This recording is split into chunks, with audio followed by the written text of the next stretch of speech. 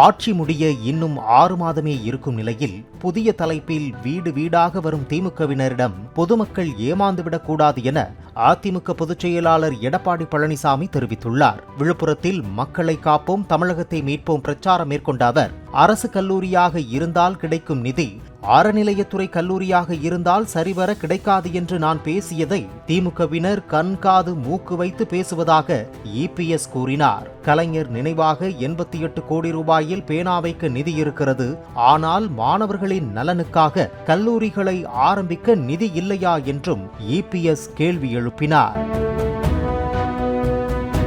Play store மற்றும் app ஸ்டோரில் இருந்து பாலிமர் செயலியை QR கோடு மூலம் பதிவிறக்கம் செய்யுங்கள். செய்திகளை உடனுக்குடன் பெறுங்கள்.